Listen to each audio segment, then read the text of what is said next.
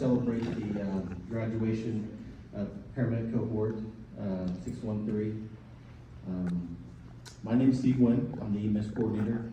I'd just like to thank our graduates for their hard work. Thank the parents and family members that was here to support them through this year-long process. They had over 500 hours of clinicals. They had to endure me. They had a great instructor, Mr. Green, Mrs. Claire. You should be very proud of them, and if I could just give them a round of applause.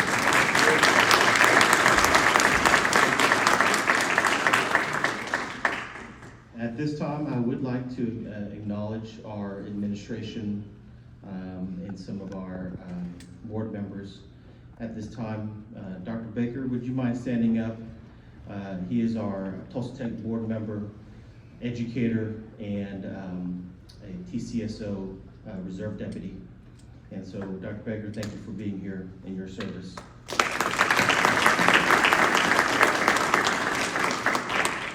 Next, we have Mr. Randy Craig. He's our executive director and also a campus director at one point. And Mr. Craig, thank you for being here.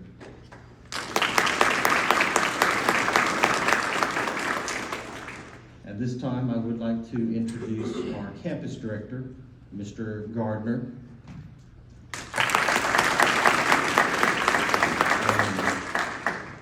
And also, Dr. Hazelwood is our program medical director.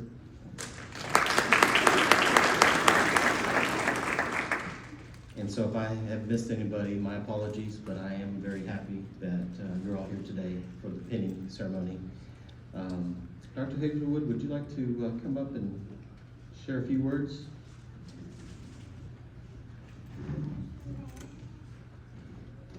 Good afternoon, everyone. So glad to see you all here. I just have a few words for you guys. I just want to say congratulations. This is no small feat that you have just endured and accomplished. And I just want you to know that your hard work is seen. It's seen, you know, in the past as you studied and you were here and you were in clinicals and you did all the things that you had to do to get where you are today. It's seen now and it will be seen in the future through your whole career. And I just want you to know how important that is, how important you are to our community. You guys have probably heard me say this before. You know, I have a few little things that I say fairly regularly, and that is we need you out there. We need good responders. We need good first responders. We need good EMTs. We need good paramedics. We need good nurses. You know, mid-level providers, physicians.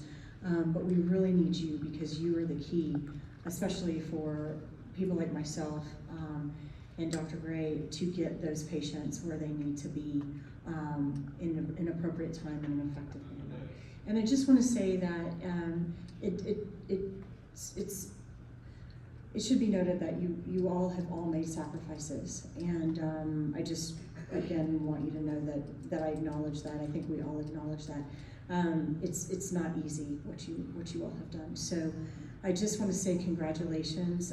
Always remember the patient and what's best for the patient, and also always remember what I said in the very beginning. Know your why.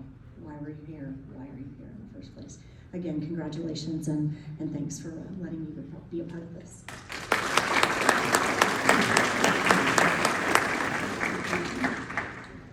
Thank you so much, Dr. Hazelwood.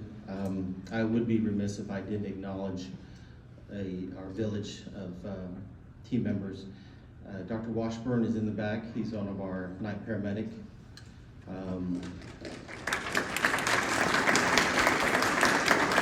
Mr. Meeks is our newest instructor, but he did come through our high school EMT class and our paramedic class, and felt like he's returned home. And so, welcome, Mr. Meeks.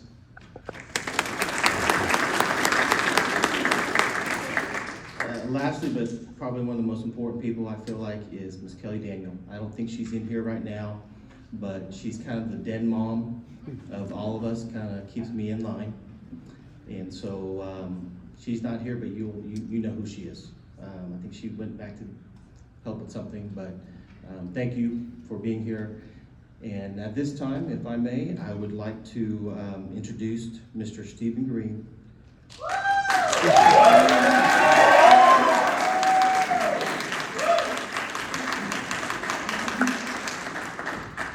What a reception.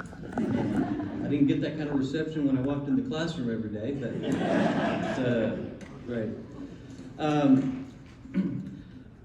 So I have written down, prepared some things to say. I just wanted to make sure that I didn't miss anything and kind of spoke from the heart. But I first wanted to thank everybody for being here, family members, friends, the graduates. It's a pleasure for me to be here today as somebody who's had the privilege of walking alongside these students through some of the most demanding period of their life.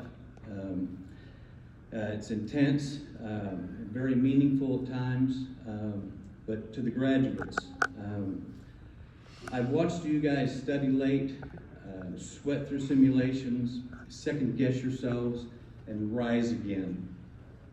Stronger, smarter, and more prepared than the time before.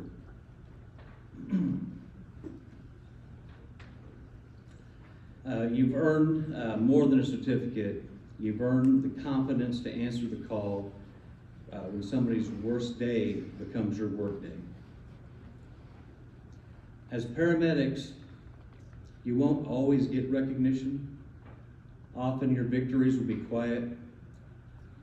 Whether it's a pulse restored, a calm voice in the chaos, or just simply a hand held on the way to the hospital.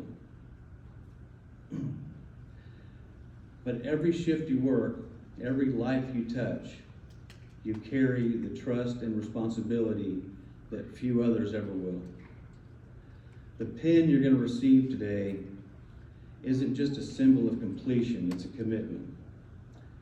To act with skill, to serve with compassion, and never stop learning.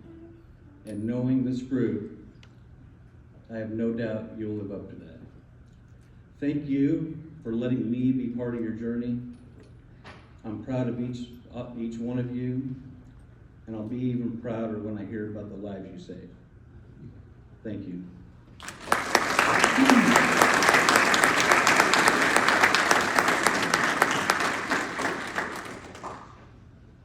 So at this time, I'd like to introduce our keynote speaker. He's had more of an impact in my career than he even knows. The reason I asked him to be here today and the reason I wanted to introduce him is when I was a much younger man, an EMT student on my first ER clinical in Broken Arrow Hospital, ER. I had an ER physician reach out to me and say, hey, why don't you come with me? I've got something to teach you. And walked me into a room with a patient, and we assessed that patient together, and he made such an impact in my life as you know, this physician who wanted to just take some time to teach an EMT student part of his craft, or give me some knowledge that he felt I could take to the streets with me and benefit from. And Dr. Gray has spent a lifetime in the medical field doing just that. He spends time teaching, and me becoming an EMS educator is very much due to the fact that I've had experiences like Dr. Gray. So at this time, I'd like to introduce our keynote speaker, Dr. Greg Gray.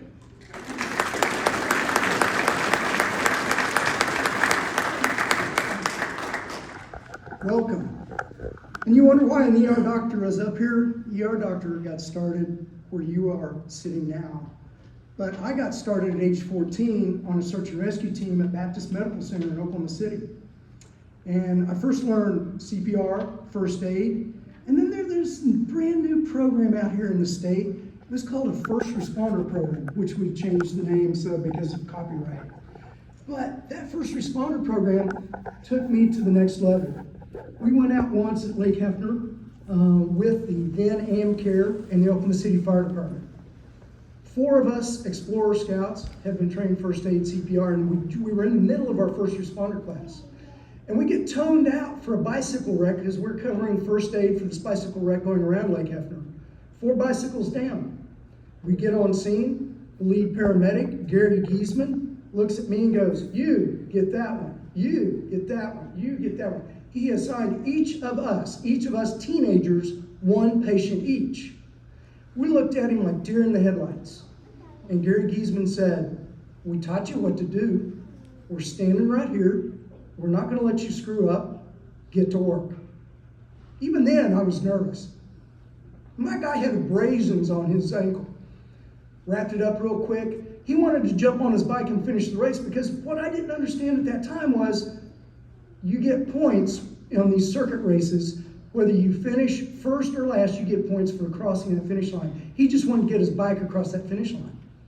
So he starts to ride off, and then all of a sudden he stops. Mind you, I'm 15 years old. He stops, gets off his bike. He's 25. Looks at me and goes, "Hey, young man, you did a great job. Thank you very much." Oh, I'm hooked. From then on, I wanted to go on. I became an EMT. That got me a position at Oklahoma State University as one of their first EMT medics for both the stadium and the athletic department. That went on, just kept going, got into med school at Oklahoma State University. Got my residency in emergency medicine. So I've always looked back at that as my giving back to you, because someday you're going to be my paramedic. Now, your career paths may go different places. You may end up being flight medics. You might end up being in an emergency room. You might be on a fire department. And I can tell you stories about Mike Baker from the Tulsa Fire Department. He and I used to work the streets back in 19... And, you know, we had some good calls, okay? Also, I could tell you about Major David Shearer of the Oklahoma City Fire Department. David was one of the first people I got to train as an EMT basic instructor. David is now the commanding officer of the A shift, the Oklahoma City Fire Department. So I've kept giving back because you never know when you give when it comes around again. And it came around again once. I was a patient. I was at the Mayo Hotel. I had multiple sclerosis. I'd been up for 36 hours and I went down with a seizure. On scene comes IMSA. Oh, I know the paramedic. It's one of the ones I like. Okay, and I'm joking with the paramedic, you know, I haven't had much sleep, I had MS, you know, this is just probably from fatigue. And it goes, "Hey, I am so glad you're not the unit that backed in and broke my doors the other day at the hospital." He goes, "Doc, I am so sorry. No, I wasn't on it, but my EMT basic tonight was." Okay, let me tell you, for the paramedics to know what I'm about to say, I came out of my post-ictal like that. Okay, now what is post-ictal? After you've had a seizure, you're a little confused.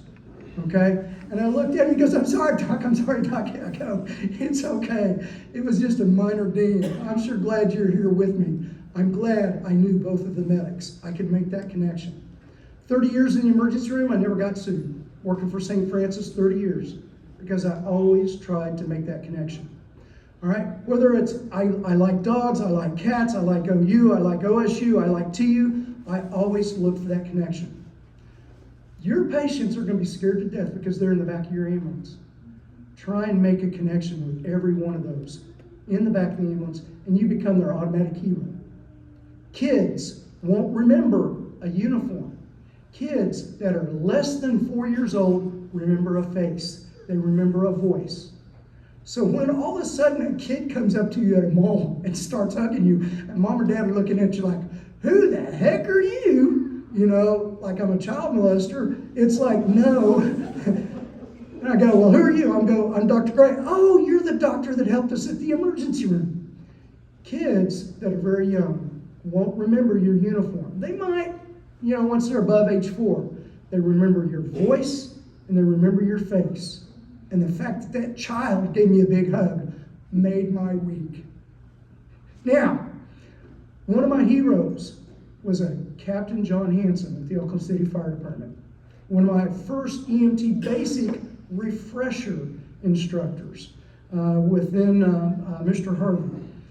He said to me one time 10 two-letter words that kind of changed my life. And then I changed one of those after the Oklahoma City bombing. And that is, if it is to be, it is up to me.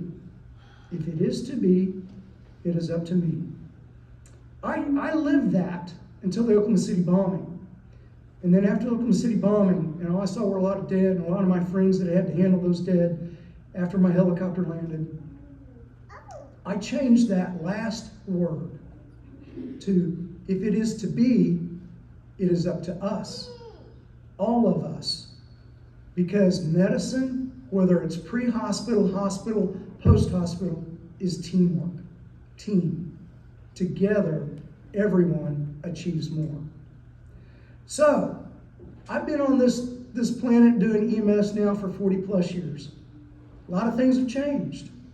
A lot of things have gone away. A lot of things have come back. Oh, tourniquets are out. Oh no, tourniquets are back in. Oh, technology has made our life easier. You guys have hydraulic cots. Now, back in my day, and Steve has told me I have to limit this to only 2 back in my days.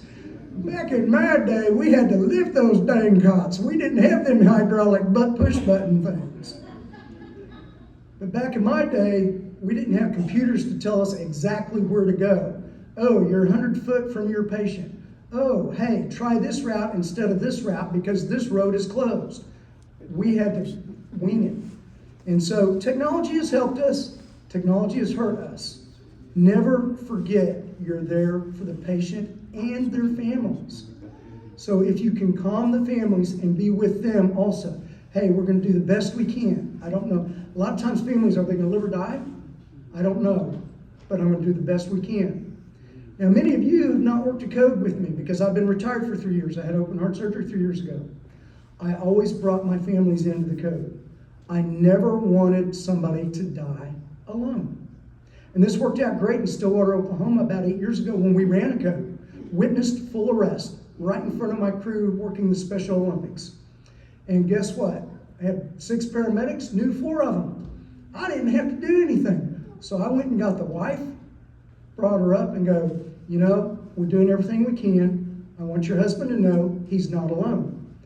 We made way for her to grab a hand. She grabbed his hand, and my goodness, she goes, honey, don't die, I love you. This is a witnessed arrest. While we're doing compressions, he opened his eyes and looked at her.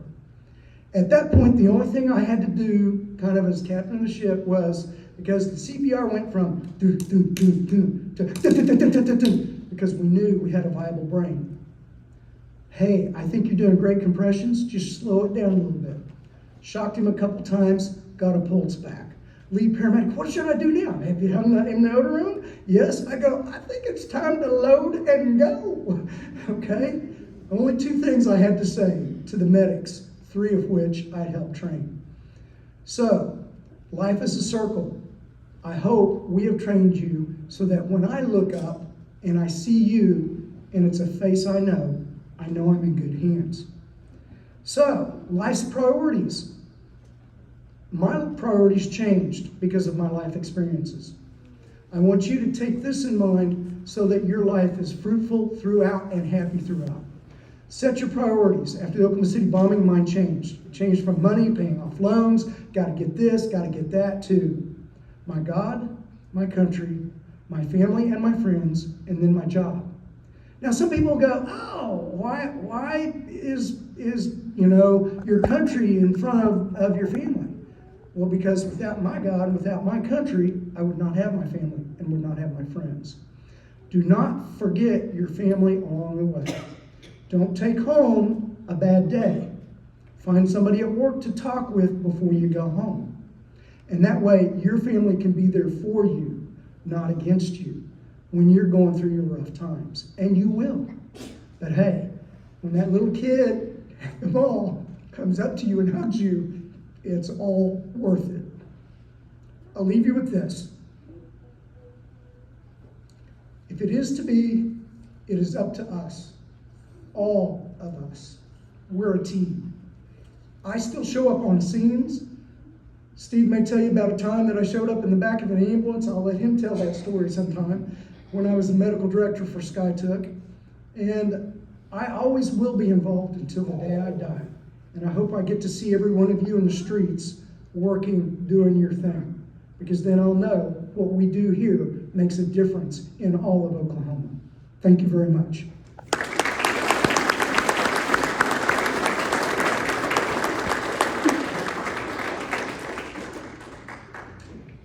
Thank you, Dr. Gray.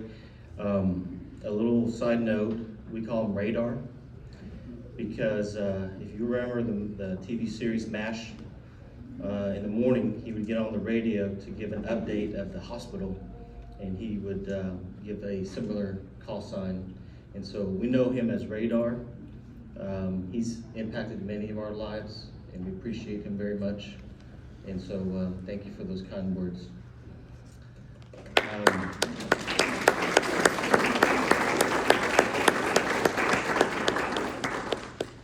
So at this time, we have our slideshow that was done by Sherilyn O'Neill. Thank you.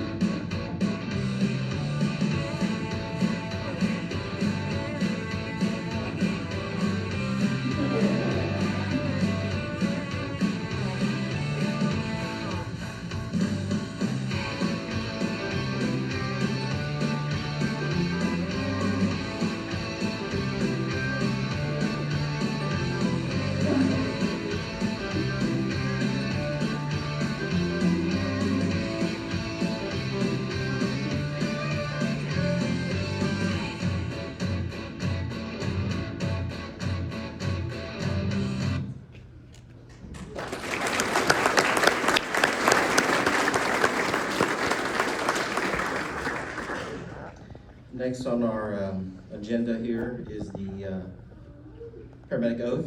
I'll read that to you. Be it pledged as a EMT, I consider for the benefit of patients and abstain from whatever is deleterious and mischievous, nor shall I suggest any such counsel into whatever homes I enter. I will go into them for the benefit of only the sick and injured, never revealing what I see or hear in the lives of men unless required by law. I shall also share my medical knowledge with those who may benefit from what I have learned. I will serve and unselfishly and continuously in order to help make a better world for all mankind. While I continue to keep this oath unviolated, may be granted to me to enjoy life and the practice of the art, respected by all men and women in all times. Should I trespass or violate this oath, may the reverse be my lot. Written by Dr. Gillespie. Next, we will have the challenge coin introduction. And so at this time, graduates, would you pair up with your pending person and line up in alphabetical order?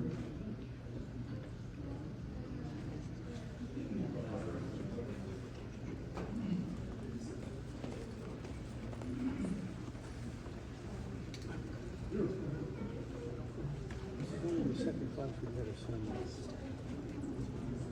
There was nothing like it. Like the last class hated each other so much they couldn't do anything, so we didn't have it. But Jessica's first class was good. It was the first time we did it. Sure. Yeah, sure. So they would challenge us and then they would sit together. That's where we did it. First thing I want to do is assure Mr. Gardner that the sleeping scenes on the video were during lunch. And also, Connor always liked to say I wore the same 5 shirts every day, so I tried to count on the video how many different shirts I had just to make sure that that wasn't the case, but I think it was more than 5.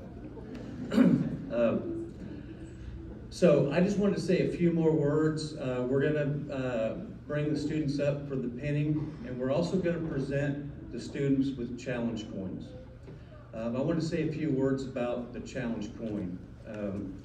As a proud Marine Corps veteran, I just want to take a few minutes just to talk about the deeper meaning behind a small object that carries so much weight. And that object is the challenge coin.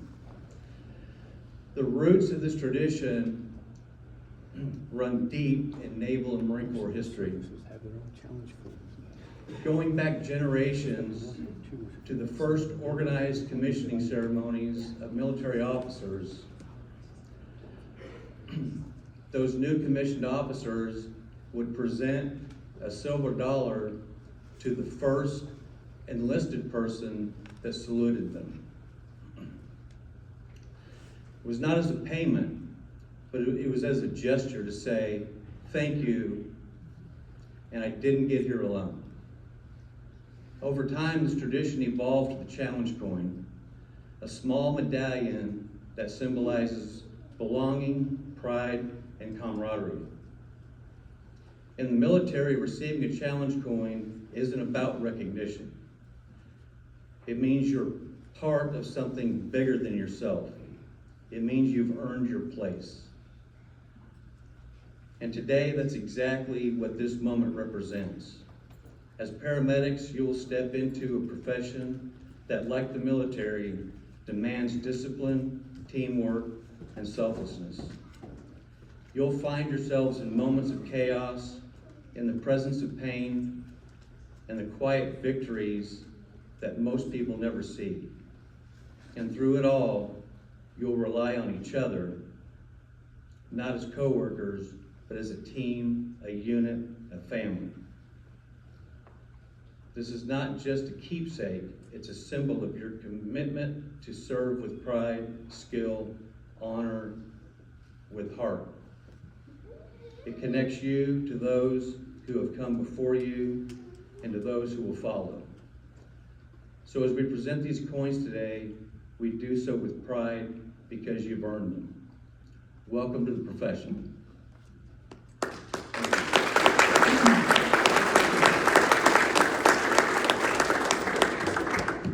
Thank you, Mr. Green.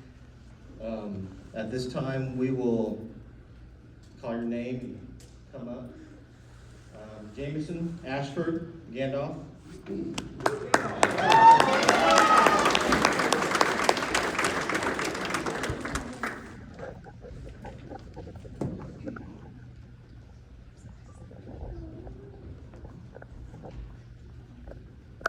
Next, Keaton, Bags.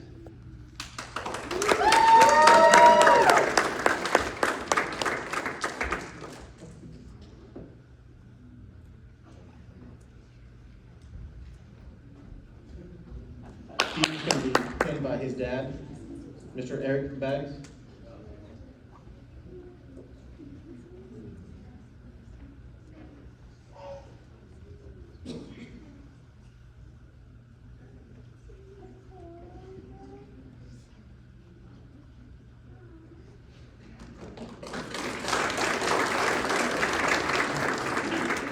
Mr. Chris Biddle.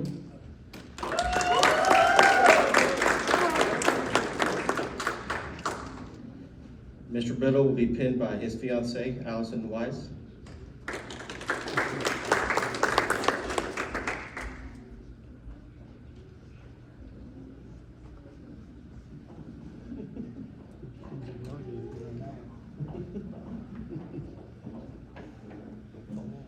That'll hurt him.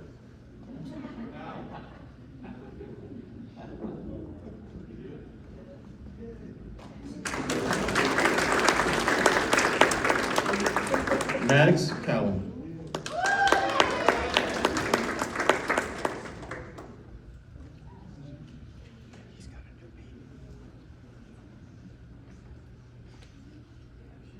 Maddox will be pinned by his fiancée, Miss Summer Conley.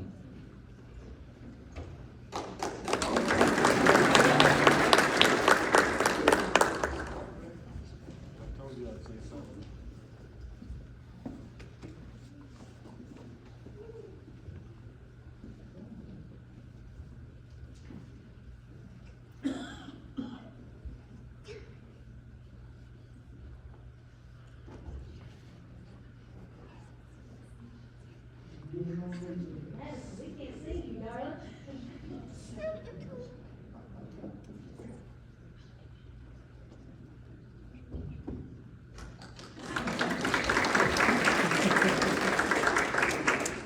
Miss Carrie Denton.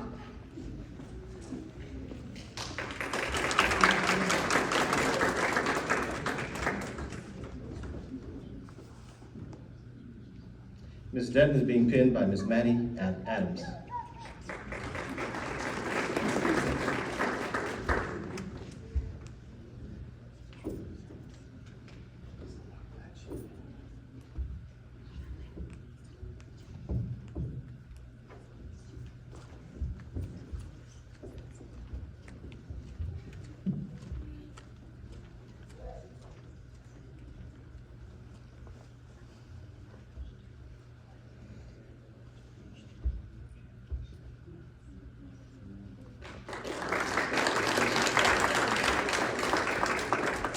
Hunter Evans.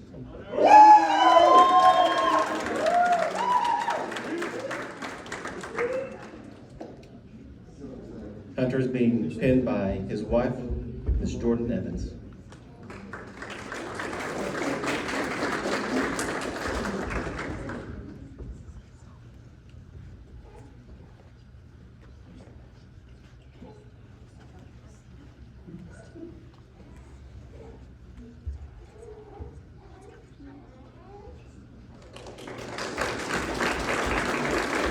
Tamara Gilmore.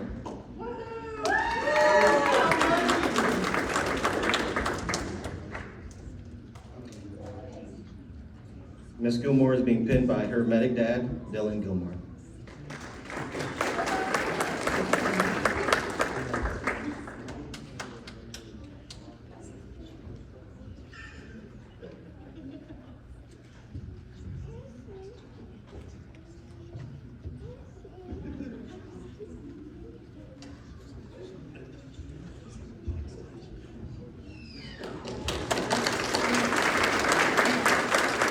Garrett Alderman.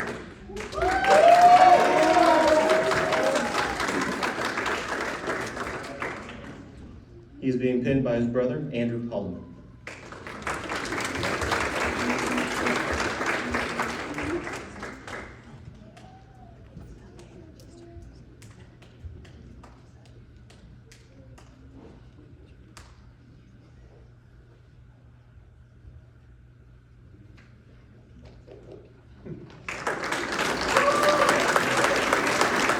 Eric Collinsworth.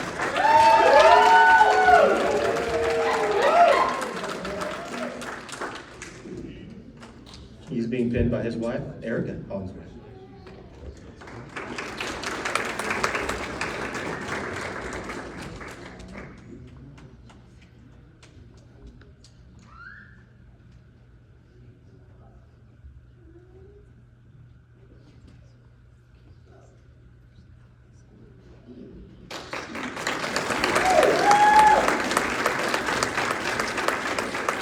Miss Sherilyn O'Neill.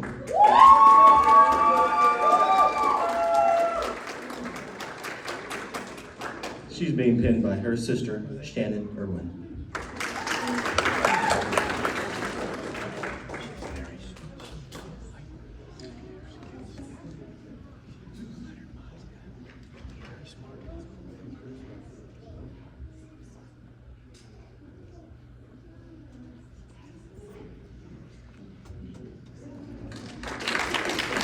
Matt Reed.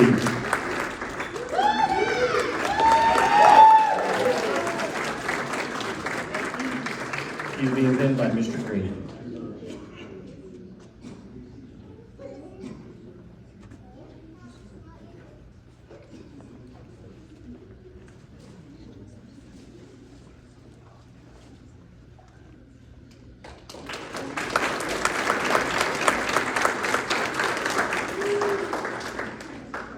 Miss Kirsten Rowe.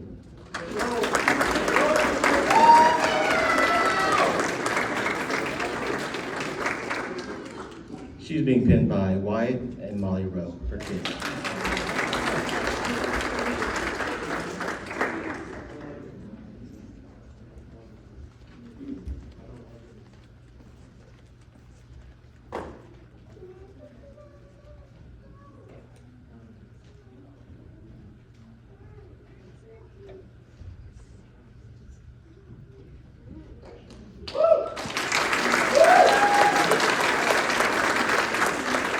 Christian Sanders.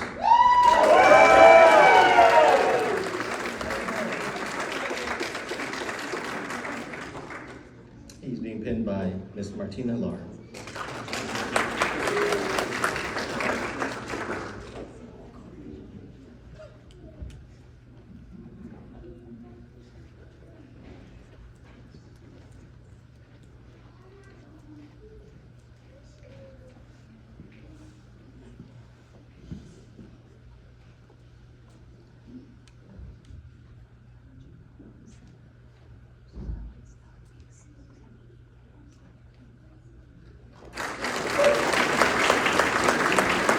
Connor Stanford.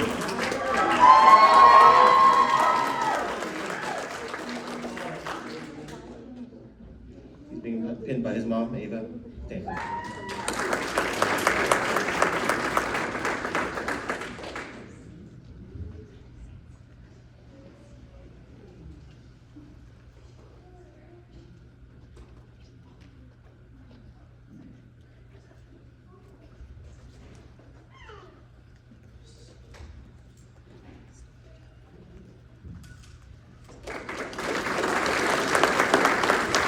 Mr. Alex Vasquez.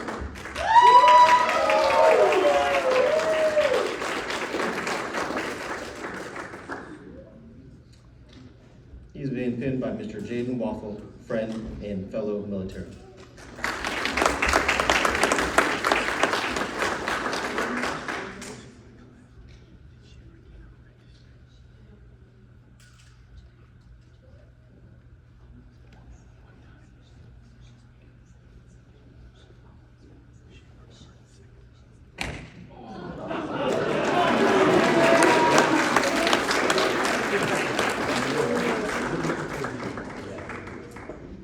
Andrew Vasher.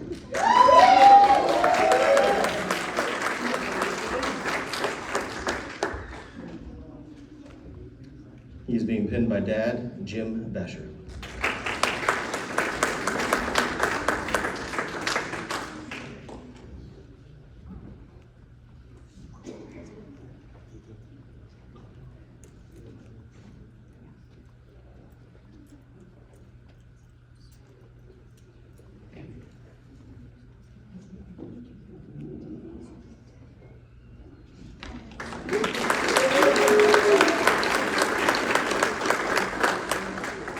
Last but not least, Mr. Austin Wagon.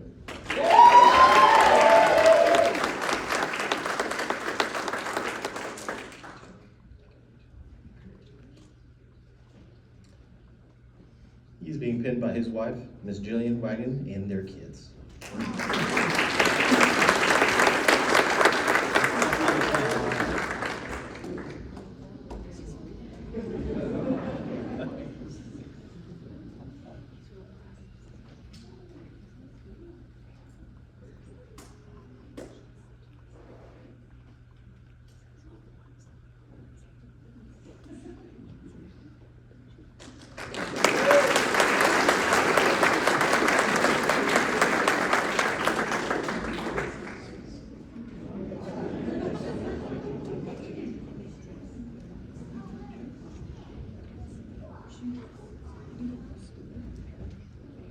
In closing, I'd just like to thank you again for everybody being here. Congratulations to our graduates. Not to embarrass them, but we do have 4 that have already taken their written exam and have passed. Those 4 of you, would you please stand and be recognized?